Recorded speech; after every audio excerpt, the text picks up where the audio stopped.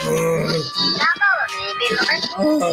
not try something smart to chew on? The Lunchroom on RCI, Monday to Friday, 12:45 to 2 p.m. The Lunchroom, informative, enlightening, provocative, engaging. The Lunchroom on RCI, food for thought. The station that gives you, more lunch.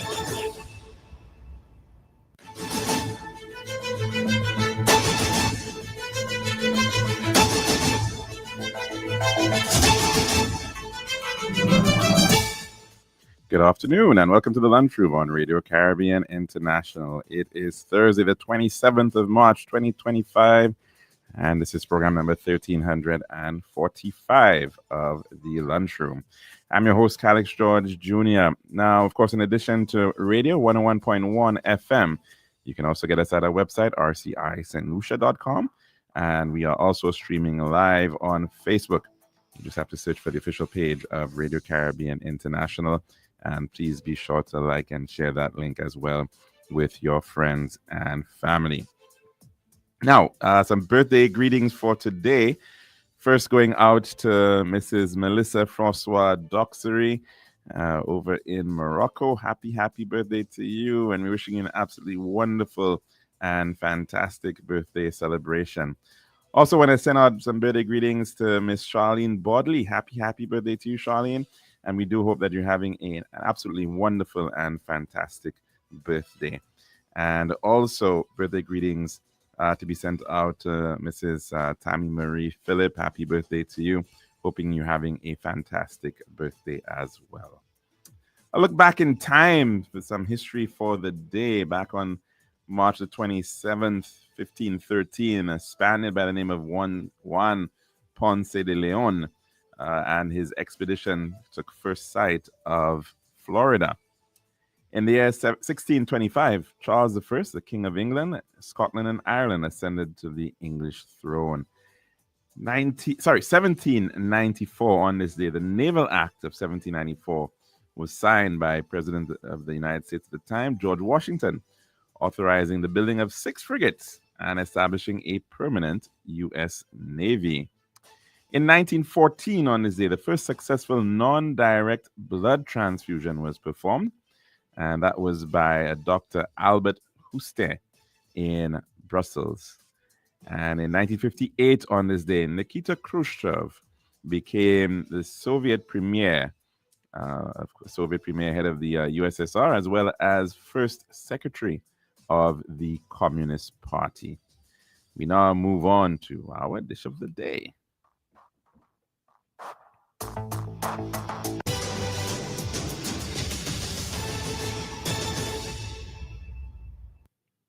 The Daily Dish is brought to you the kind compliments of our good friends at Tiles Plus.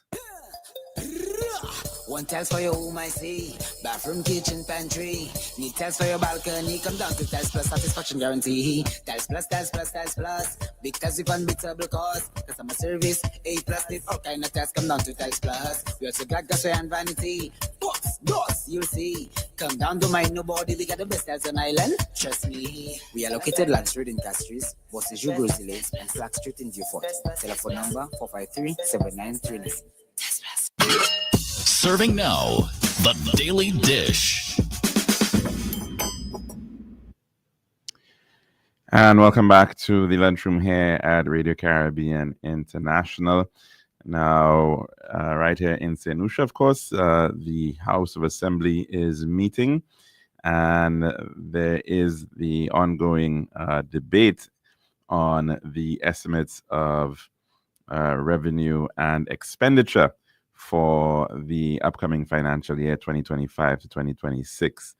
And of course, it effectively has outlined the government spending plans and revenue plans for the upcoming financial year, and gives some sense to how government is going to be spending money, broken down by the various agencies and for the various projects, both recurrent spending as well as capital spending. And so, of course, that debate is ongoing.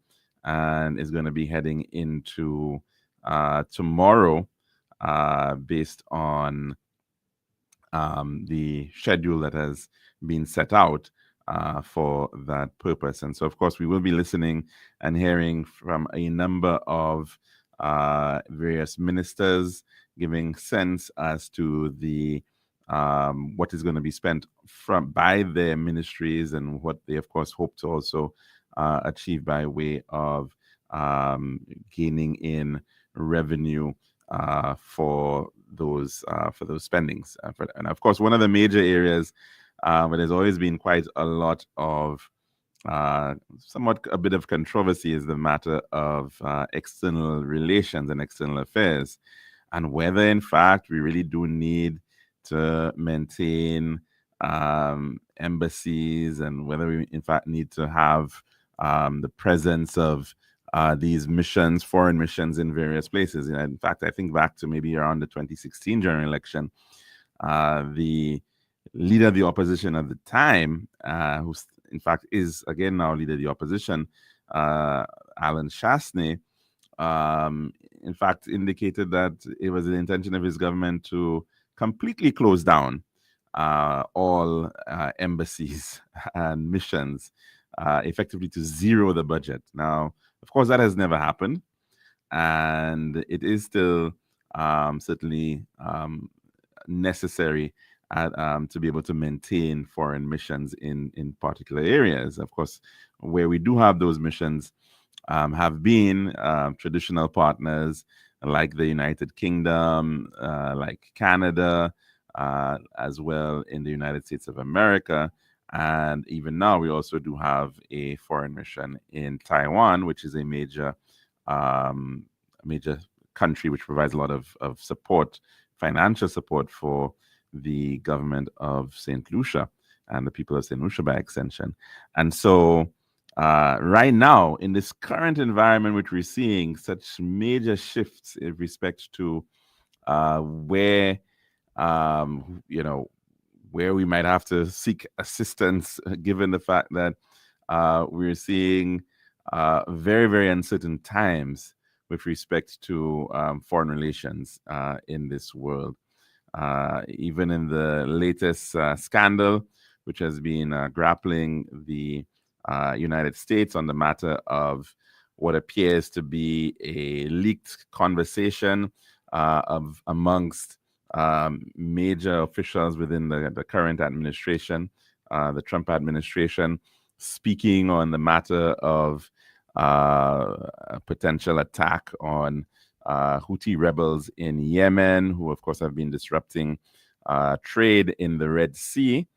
And of course, the Red Sea, by extension as well, of course, is the mouthway of the Suez Canal, the southern end of the Suez Canal. And so any disruption in the Red Sea, of course, can then lead to significant trade disruptions between Asia and Europe, as well as the rest of the world, certainly, but especially between those two continents. And of course, the statements of seemingly now coming to the fore, being leaked by these by this conversation I just had on a platform, a chat platform called Signal, appearing to suggest that, look, the Americans are doing this, but almost somewhat begrudgingly, because really and truly, perhaps it should be the Europeans who should be the ones to be footing the bill of the actions, the military actions, the airstrikes that they were actually engaging in the case of Yemen. And so that has certainly caused even more of a stir, and maybe some more salt in the wound, the widening of the rift a little bit between Europe and the United States of America, of course, long-standing partners who, of course, are seeing some very difficult times as a result of the the geopolitical stance of the current administration. And so, of course, it begs the question, we don't know what could potentially happen to a lot of what we take for granted right now in terms of the stability of the world and the stability of our trading partners and how our economy is really buoyed. So that, of course, I think is something we definitely do need to be thinking of as a region, and how we can, in fact, impress upon a regional approach towards some of these very, very critical matters. Of course, just a couple of days ago, you would have noted that the Secretary of State of the United States was in Jamaica, meeting with certain Caribbean leaders. In the first instance, the Prime Minister of Jamaica, Honorable Holness, as well as some other leaders from the rest of the region, including that of Barbados' Mia Motley, having bilateral meetings with those countries. And interesting approach, because there was no summit of sorts in terms of having all the leaders of the various countries coming in together to be able to speak as one. The approach being utilized by the U.S. authorities was to have these bilaterals to speak one at a time to each of these leaders. But certainly the impacts that we're seeing for the Caribbean are really impacting pretty much all our islands. And so certainly there are major issues at play. One of them is the issue of tariffs. And we're seeing how the tariffs, which are seemingly meant to target, in some instances, the world's largest manufacturer and what has become certainly the potential second superpower of the world, that of China, are in fact having implications for trade in the Caribbean. And there was, in fact, circulating among social media a statement coming out of Tropical Shipping, which is in fact a US-based shipping or cargo carrier and a shipping line. And they, in fact, effectively pleading with US authorities so that they may be allowed special exemptions on some of the taxes which are in fact being put forward by the new administration. One of which was for a $1 million flat fee for any vessel coming in to the United States that is built, which was built by a Chinese manufacturer. So once that vessel was made in China, it would then be impacted by this this port fee. And based on what is being stated by Tropical, they were suggesting that this would have certainly a major deleterious impact upon the cost of shipping, which they do with the Caribbean. And they made the point of as well that the size of the vessels that they use within our waters cannot compare with the massive vessels that come out of China that are carrying, sometimes 16,000 TEUs or 20-foot equivalent containers. They're much smaller vessels, and so the impact that such a flat fee would have on each container, the cost of each container, would be quite profound and certainly much more exaggerated within the context of these smaller vessels, which are used in our waters. So appeals coming there, and again showing that sometimes the public policy that is set in one country has major implications in others, and that might very well be one of those instances. Of course, as a result of that, there have been appeals for individuals and for countries to start thinking about, could potentially we may have to look for new trading routes to be able to offset some of what would be higher prices, which of course has a knock-on effect for everybody, because once a container coming in with imported food or whatever it might be, that has a direct impact on the pockets of everybody right here in St. Lucia, because we depend so heavily on imported products. So the implications, of course, in terms of um, global diplomacy and how these countries now have to go about lobbying on so many different fronts. And you can name some of these fronts right now. Calls being put out, for example, by the U.S. State Department, indicating that no country should, in fact, engage in purchasing fuel or any sort of oil and gas, any hydrocarbons from the Bolivarian Republic of Venezuela.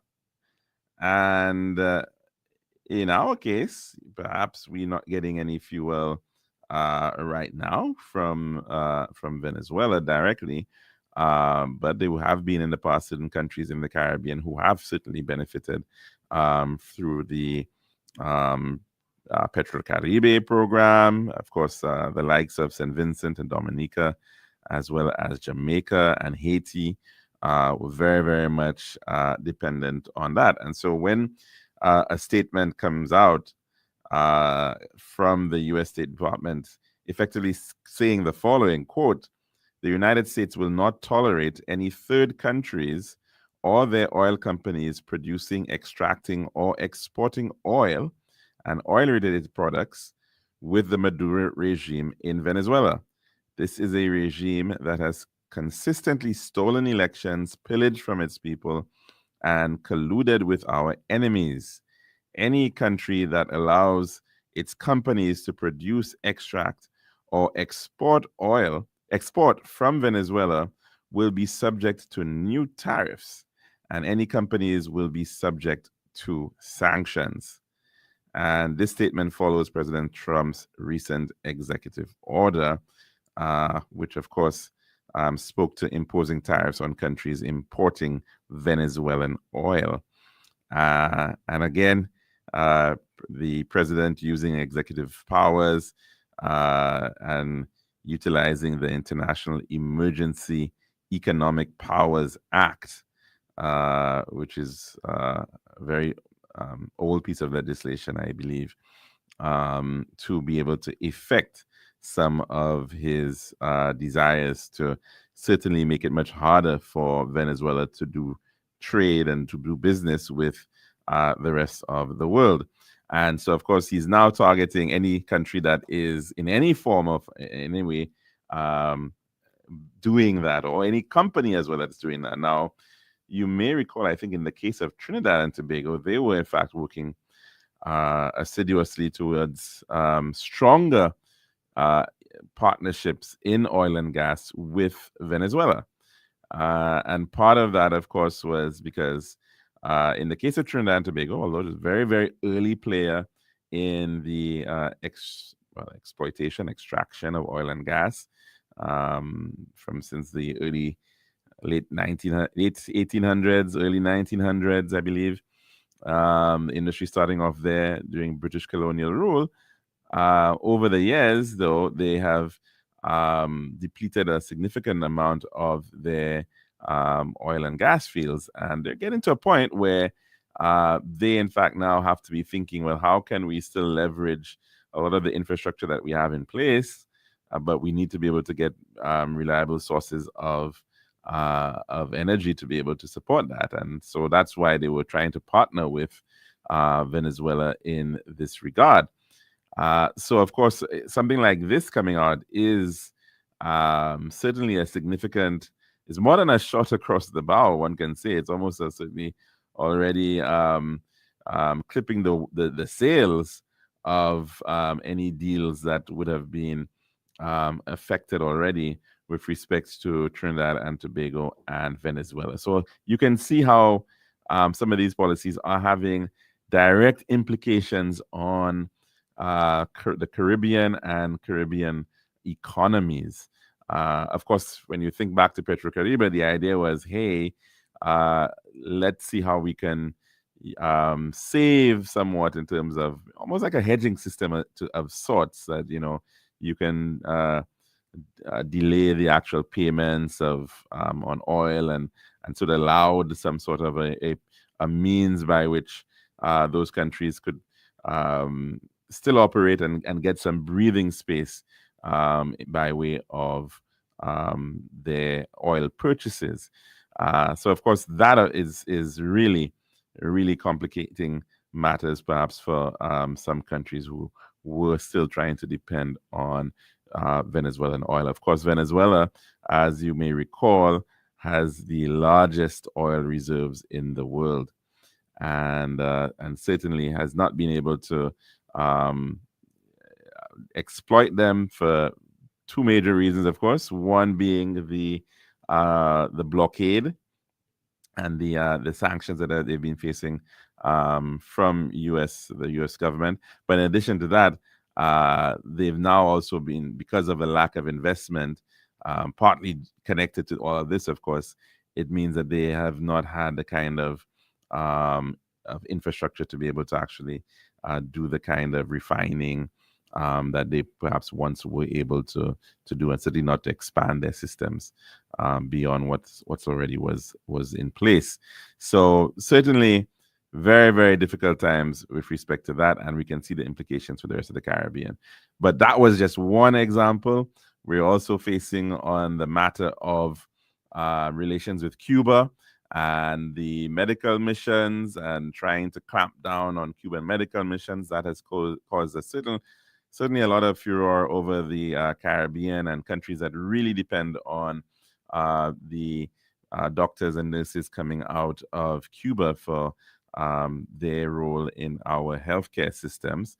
And then, of course, even more recently, the suggestions that certain countries may be placed on certain lists as an effort to expand travel bans or travel restrictions on particular countries. And of course, we've known some of those that have been on those lists for some time, the likes of North Korea, for example.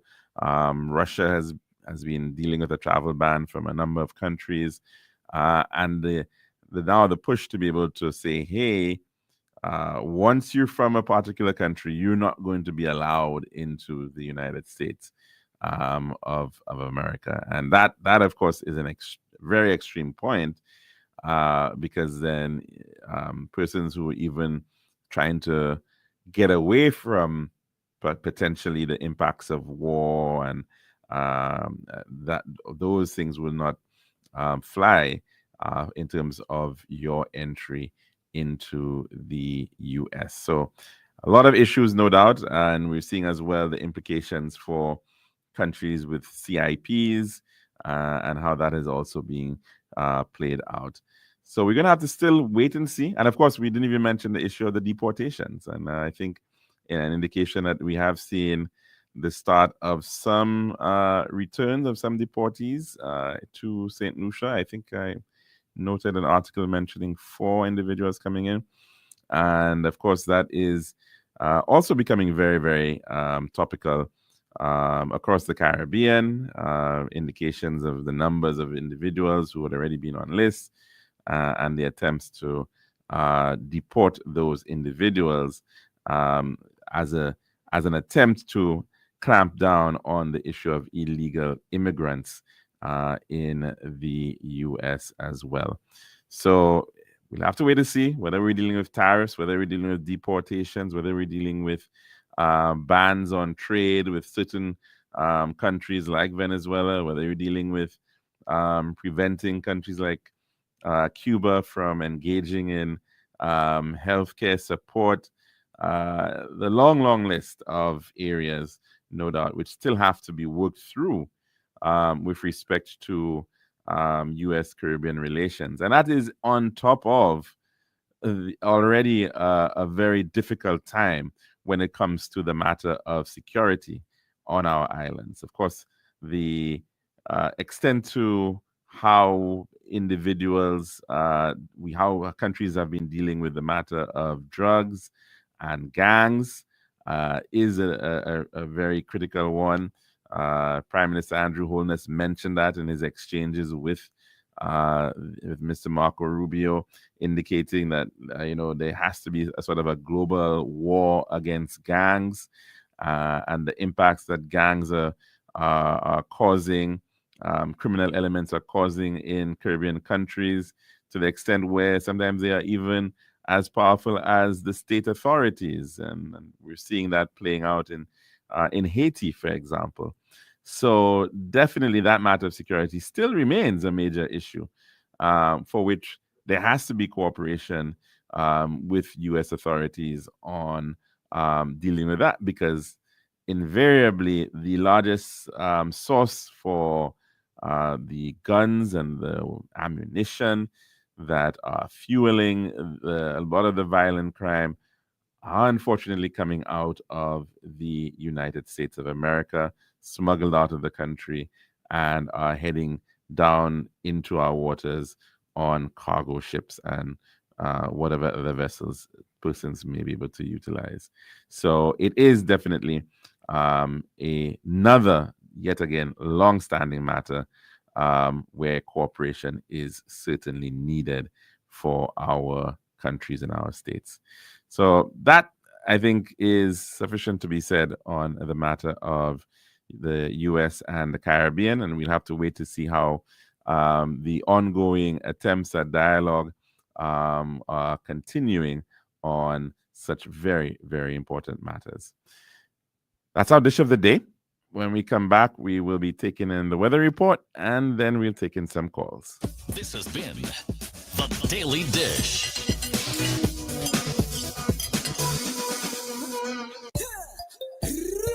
One tells for your home, I see. Bathroom, kitchen, pantry. Need tells for your balcony. Come down to Tells Plus, satisfaction guarantee. Tells Plus, Tells Plus, Tells Plus. Big tells with unbeatable cost. Customer service, A+. Need all kind of tests. Come down to Tells Plus. We also glad gas and vanity. Boss, you'll see. Come down to mind nobody. We got the best tells on island. Trust me. We are located Land Street in Castries, Bosses U Grizzly Lakes, and Flag Street in Beaufort. Telephone number 453-7939. Island style, yeah. We got the time to make you go. We got the time to make you say, yeah. We'll have to make the right choice. Island style, whoa. We got the time that will make you happy. Island style, oh yeah. We make your dream come alive in Island style. We have times and things, sets, mixes and ground. Everything you need is on the house out. For the best price and the latest style. Take a little drive down to Island Style car. We got the time to make you go.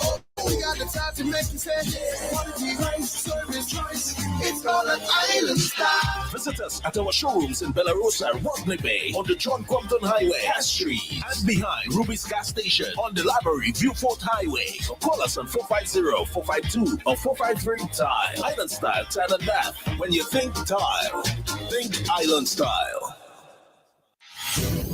This is Radio Caribbean International. It's now time for the weather news. And that's the course of the 1.1. It's now time for your weather report as of 12 noon today, presented by Island Style Talambat. Forecast for St. Lucia Valley for the next 24 hours. Winds will be blowing from the east near 23 miles per hour or 37 kilometers per hour with occasional gusts. The weather fair and breezy, becoming cloudy at times with a few brief showers. There is an advisory in which raises small craft operators and sea beavers are advised to exercise caution due to brisk winds and locally rough seas. The forecast for later Saturday is fair and breezy, becoming cloudy at times with scattered showers. And the weather summary: the Atlantic high pressure system will continue to generate moderate to brisk easterly winds and locally rough seas across the eastern Caribbean region over the next few days. Also, patches of low-level clouds drifting along the wind flow will cause some scattered showers over the Lesser Antilles during the forecast period. And this was your weather forecast as of 12 noon today, presented by Island Style Talambat. This has been RCI's weather news. For more information, call the weather hotline at 454-3452. RCI 101 number 1. Island Style, yeah. We got the time to make you go. We got the time to make you say, we'll have to make the right choice. style. Whoa, we got the style that will make you happy. Island style. Oh yeah, we make your dream come alive in island style. We are tiles and insets, mixes and ground. Everything you need is on the house out. For the best price and the latest style. Take a little drive down to Island Style car. We got the time to make you go.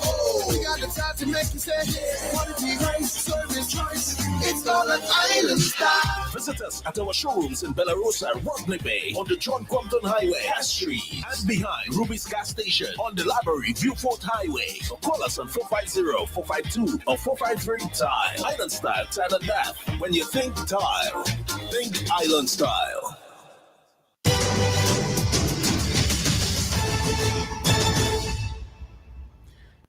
And welcome back to the lunchroom here at Radio Caribbean International. It's about 26 minutes before the hour of 2 o'clock. And we want to open up the phone lines at this time. Of course, you can call in to 452-3046. Again, 452-3046 on our mainline number. And of course, you can also reach us on our WhatsApp. That is 724-0008. Again, 724-0008. And of course, still looking at the matter of how things are going to pan out in terms of U.S.-Caribbean relations, with so much on the table. And one individual said, Calix, after all what you said, it brings us back to the age-old question: who is the U.S. to dictate to us whom to make friends with? Who is the U.S. to dictate to us whom to make friends with? And that's a big question, of course. And of course, the other big question too is, will the Caribbean be going at it as a united force in terms of many of these issues that are on the table, or are we going to be seeing a lot more of those bilateral attempts at dealing with matters impacting the Caribbean? In the past, you may have recalled there was that Lima group, which had been countries aligned to the United States on the matter of Venezuela and how to tackle that issue. Of course, Venezuela is one of those countries that had pretty long-standing relations with the countries of the Caribbean.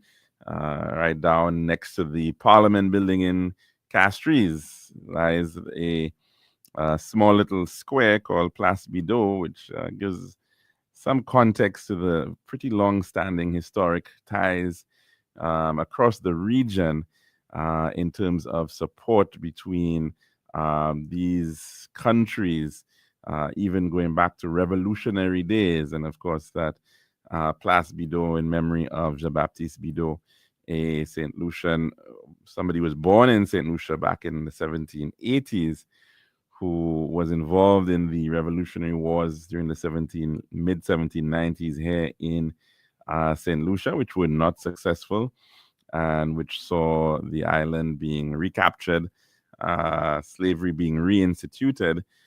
Some were, in fact, able to move out and migrate, and he was one of those individuals who was able to, as a free black, a mulatto, was able to move about the region somewhat as a mariner, and eventually even settled in Trinidad, and as well did lots of business in the east of Venezuela, and became influential in the revolutionary efforts in La Guira and in Venezuela, which led to the success eventually of Simón Bolívar creating Gran Colombia, which eventually became Venezuela and Colombia, and which led to the successful revolutions in those countries. And so it's certainly a very long-standing history to speak with in terms of some of these connections across the Caribbean. Let's take a call at this time. Good afternoon and welcome to the lunchroom. What's on your Hey, plate today? Alex, what's up? Good, thank you, caller. How are you doing? I'm good. Frank here. Yes, Frank, how are you doing? I'm good. I have been watching closely Donald Trump with his new, which one, I don't call it new, old policies, revive of old policies, which the world itself are moving away from this. In my opinion, I don't think this will survive. You America don't has think been what a is going to pick. survive? I This? don't think it will survive with this. Oh, you don't think they're gonna survive with this? Okay. No, the world has moved on, my brother.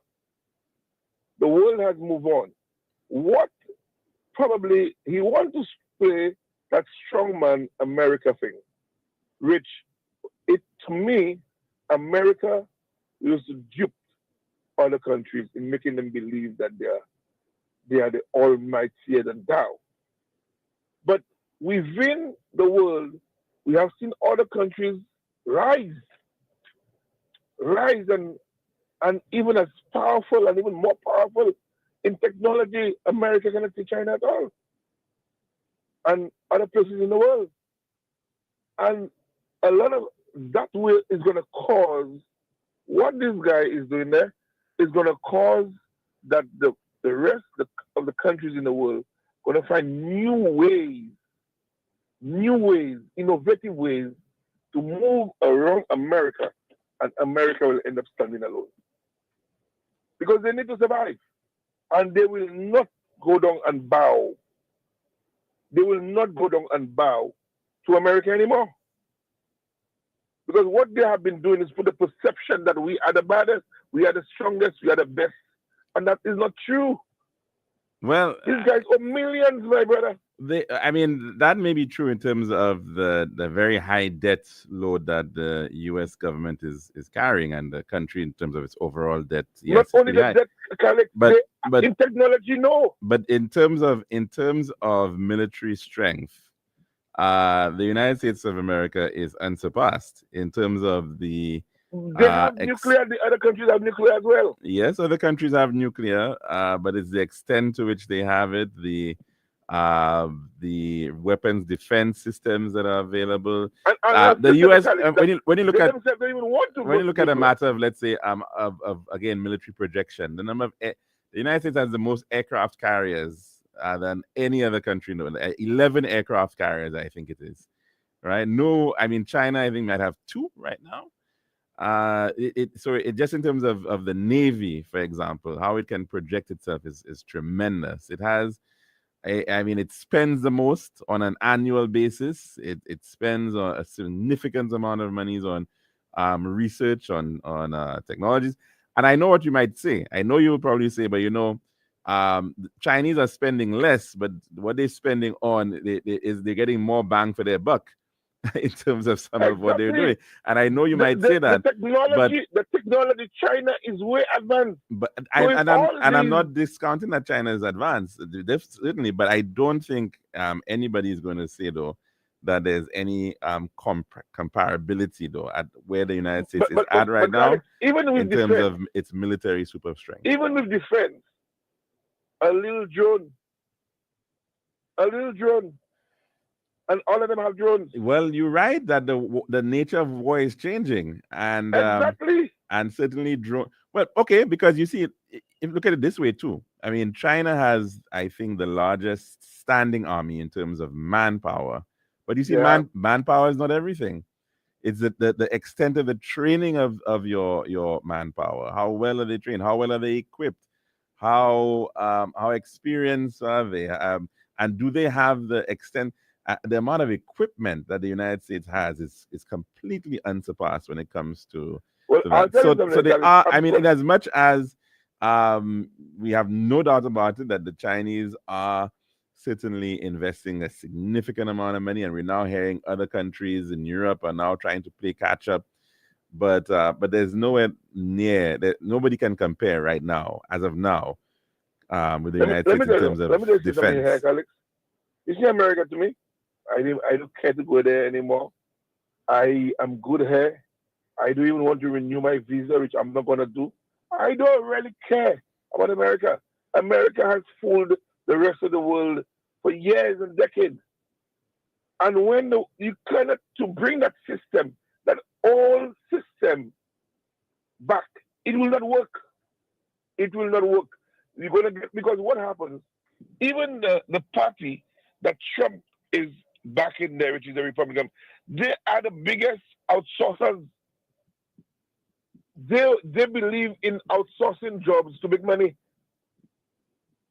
And so Well, you're actually killing his own people financially. So that will not survive. They will not survive. well, we'll have to wait and see. I mean, I do take your point that sometimes the policies that he seems to be putting forward do not always align with some of the people who have greatest interest in seeing him there. So definitely that is true. For example, when we saw this major cutback in terms of things like the U.S. aid and the food support that the U.S. gives to so many countries around the world, that in many ways it actually impacted the rural America and some of the suppliers, a lot of the food items. I mean, this so charges on that's Chinese just one cruise example, ships. but there are many others like that. Yes. Sorry? These charges on Chinese cruise ships. I mean, On Chinese he's ships, doing that yes. to hurt China, but it's not going to hurt the amount of Americans have investments. That's madness. That's just a madman doing things. He will not last with these things, Alex. So we just have to just bear this, hold it. That will not last. I give that about a year and a half, Well, that's an important point that you're making, caller. Wait, but that's an important point. How long? You see, that's the thing. How long can many of these countries hold out? That's a big issue. You remember Brexit, Alex? You remember Brexit? If I remember, Brexit. Brexit. Yes, certainly. You remember that big furor about Brexit, and it did not last. It did not last. Well, they had to go back. The vast majority of Brits right now have buyer's remorse when it comes to Brexit. Certainly, I think that the latest surveys have suggested that it's an old way. It's an old way. It's an old way of thinking. The world has moved on. So you're trying to implement an old system of decades and years of old system. It's an old way of thinking, yes, but we are seeing, however, that in some places that old, quote unquote, old way of thinking has gained resonance sufficient to convince people, right, that they need to go back. And so that's when you look at some of the stances of people who are supporting these ultra-right, extreme right parties. These places have been like that from God knows when. But that may be so, but then it is rising to the surface now. It has become a culture, a way of life for the people. And there are enough people who be willing to openly support it. All right, and that's where you've got major issues. So it's no longer something that is, quietly whispered in some circles and whatnot. You're finding I want to bet if anybody, if we're alive and we're still alive, if Trump continues on that path, they're going to have a big revolution in America. Trust me. Well, I don't know. The people will not going to go back to that, my brother. The handful of people that want to go back to that, it's just a handful. The majority will not go back to that. They will not. Yeah. Anyway. Well, thanks very much for that one, caller, and have a good one. Now, of course, you will have individuals suggesting that, when you look at Mr. Trump and what he's trying to achieve, he is somehow trying to do some good things in that he's trying to deal with that issue of debt, a looming debt crisis that the country is paying far more than it can actually support.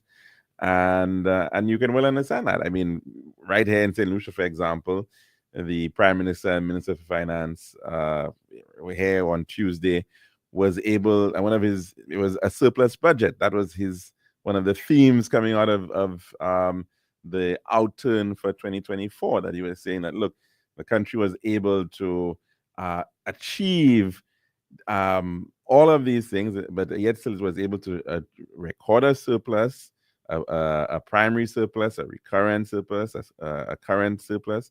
All of these were achieved, and the country was still able to afford doing things like paying civil servants their back pay and being able to pay out significant amounts of monies owned for years and years and years in terms of land acquisitions.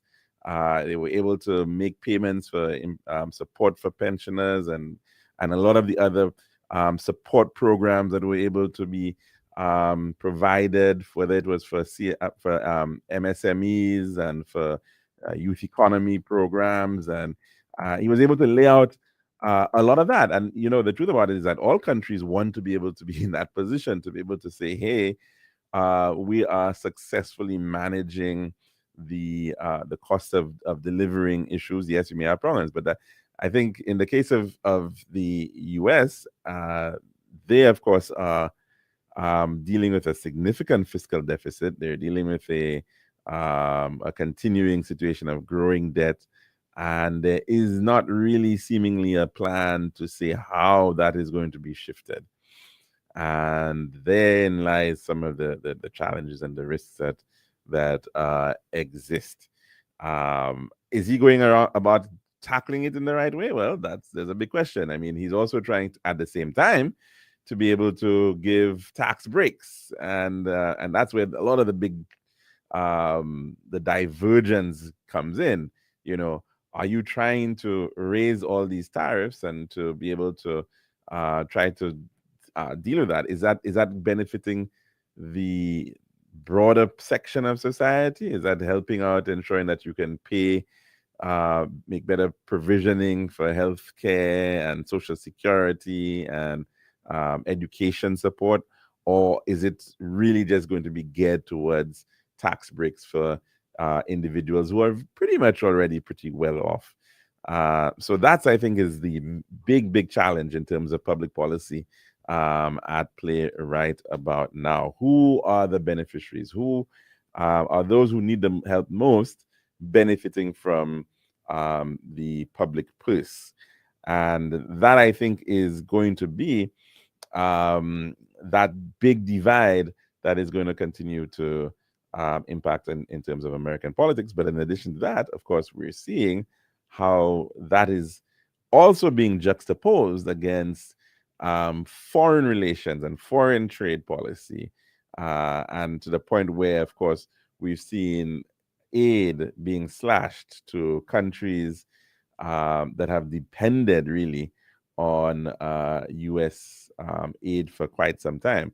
Now, there might very well be an argument that, hey, if these countries have been in some sort of a dependency trajectory for a while, and the aid is actually not doing what it's supposed to do, and so it's not really addressing the systemic issues and problems that many of these states have. But then the other big question is, have they ever even been afforded the scale and extent of aid that would in fact be able to achieve that?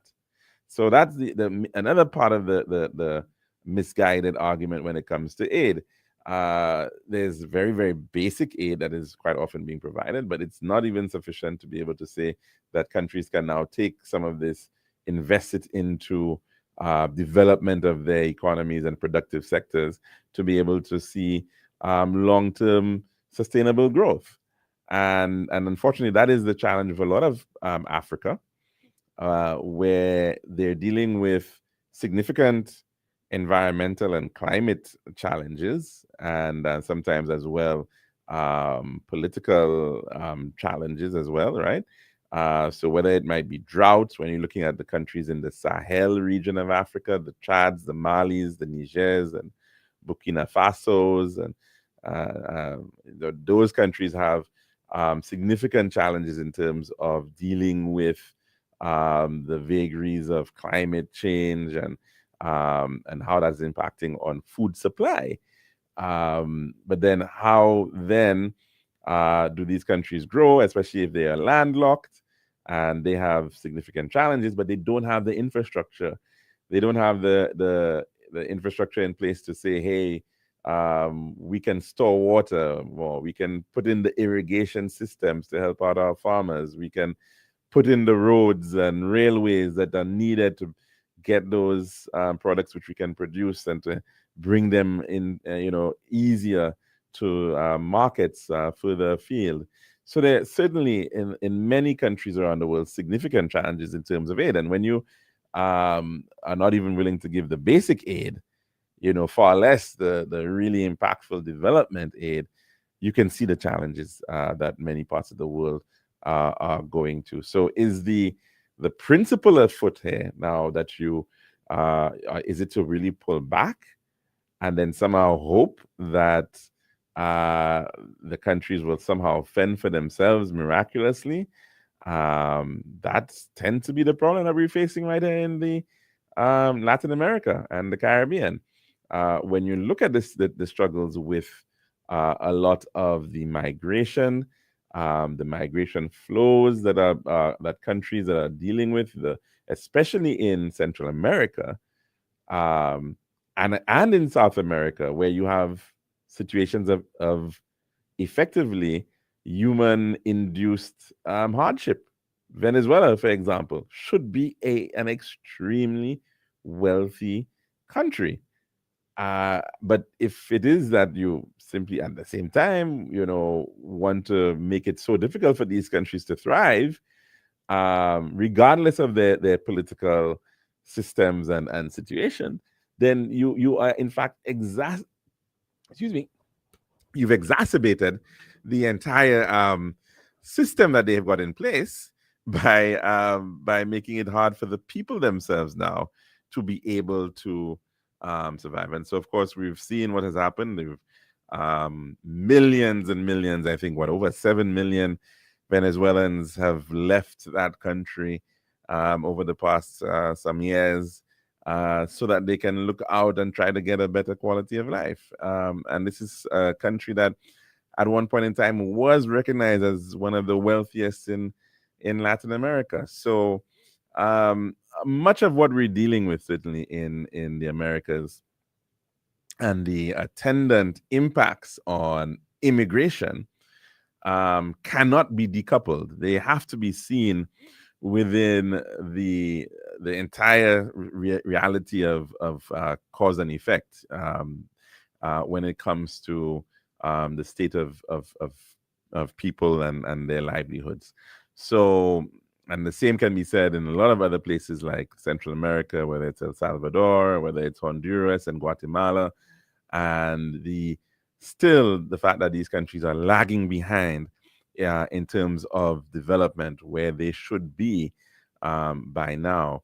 And existing, let's also not forget that these countries are existing within and near to what is the wealthiest country in the world, right? And we sometimes about diffusion. It's a reality. There's a gradient there, and so there's going to be a pull factor. There's going to be a pull towards that reality of strength. So I mean, you could probably put in the strongest barriers, but at some point, if you're going to continue to develop extremes in terms of wealth, and we've seen it internally in countries in other parts of the world, you are going to have people responding to that, and unfortunately sometimes even utilizing illegal means to be able to address their hardships. Let's take a call at this time. Good afternoon. Welcome to the lunchroom. What's on your plate today?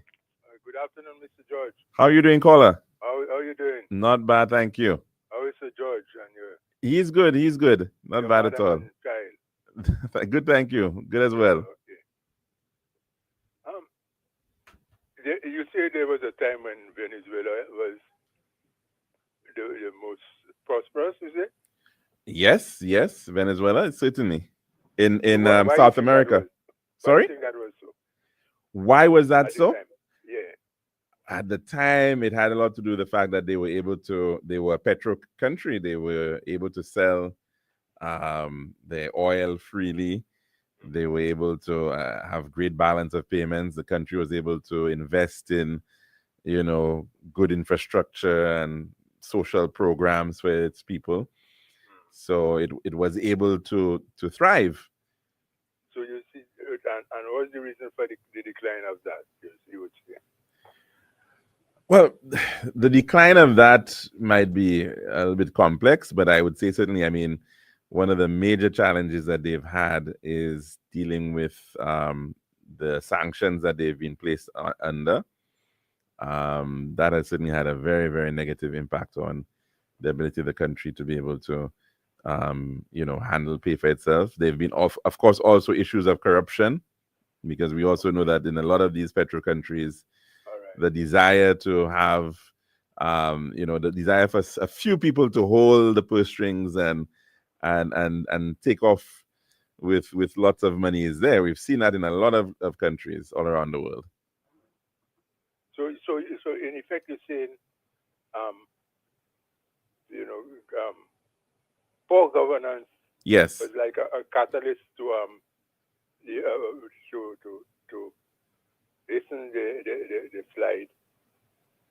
Given that America wasn't in favor of the government's policies anyway, so they took certain measures that to make life harder for them. But that was obviously compounded by poor governance to an extent, no? Yeah. Definitely you have governance issues. Venezuela's had governance issues for quite some time. So if you even look at the rise of Hugo Chavez, was in response to the issues of corruption and the lack of resources being spread equitably. So you had lots of people who were not benefiting, and so he came in on a platform successfully of saying how he's going to be bringing greater equity in the society. Now, that, of course, did not go well down with from the American perspective, and he was labeled as, I suppose, a friend of the communists and all of that, and so we know the rest is history after that, right? But you see, because I think a lot of countries, like the African countries, the South American countries, and so we it's easy to say America caused them to be in the situation they are, and by extension, colonialism before America, imperialism, and so on and so forth. In South America, I think we could say Spanish and so on. But I think, we long past the time when we should really, people of these countries, should start looking internally and do something seriously on the governance, which the poor governance, which helps perpetuate that is the particular situation. You understand? Because, okay, you prove, but proving, all right, that trying to prove that you could go and talk big and come out against America, and express anti-Americanism and anti-imperialism and be on that level, is like you say, it's not going to yield, because it will go land in a situation where confrontation might become of essence there. And as you rightfully say, that this is where America wants to box you into that situation. So they'll aggravate you to the extent that you respond, and that is how they got Chavez and was it Noriega, all these fellas into they actually give them bit. But it almost give them lack. But beyond that, too, caller, it almost seems as if they are fighting an ideological ghost. And by that I mean, coming out of the Cold War, and that whole thing against the USSR, China, the communist bloc, North Korea, Vietnam, right? Look at how American policy has almost changed when it comes to the matter of trade with China, right?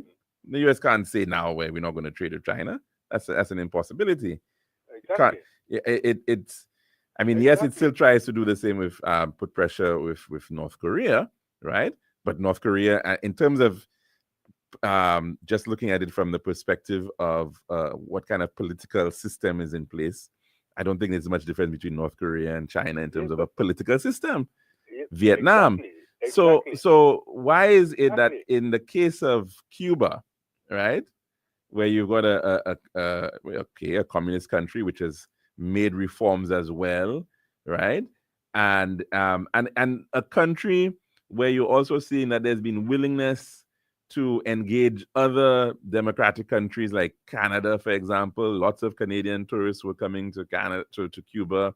European tourists wanted to come to Cuba. The economy was growing, but yet still you still want to hold this ideological, fight that you're holding, which you've already given up on in so many other places around the world, right? We're against communism, and that doesn't hold clearly. No. But it holds in things. It holds in a lot of countries that could hold and still give their citizens. The citizens could still realize, development because that's what happened in China. China has an economic capitalist economy. All right. Mm-hmm. And authoritarian or autocratic, if you want to put it that way, governance. Right. So you could call it communist and Marxist or whatever you want to call it. Okay. But yes. It doesn't have the trappings of the democracy that America want to. Precisely. Supposed to be the thing. And what is happening in America now, showing that at the end of the day, these things don't matter. I mean, if you call whatever you call yourself in terms of your governance of the people. Mm-hmm.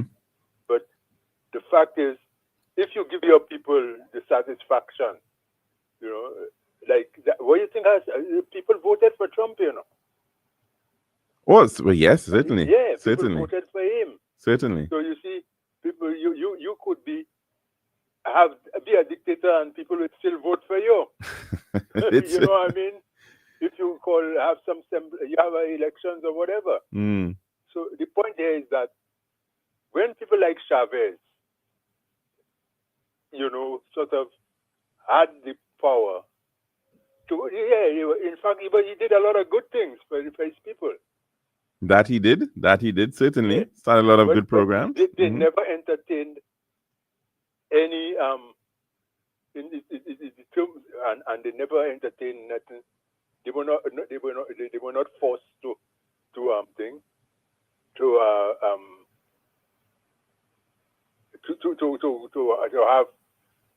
an anti thing. But when you start going down that road, yeah, China doesn't challenge America, Well, in terms of governance and and China, Yeah. So if you don't trouble, you don't play your style. Put it another way, caller. Put it another way. It should not be that we can accept corruption in capitalist countries, but we don't want to accept corruption in communist or socialist countries. That's kind of like what it is, Exactly. There's corruption in all systems. So you want to use corruption as the basis for you to take action against this country and extreme sanctions. When there's so many situations where you have corruption in places and you don't see that kind of response. So is it really we really need to deal with some of these false ideological wars that we've been fighting and that have really passed by now.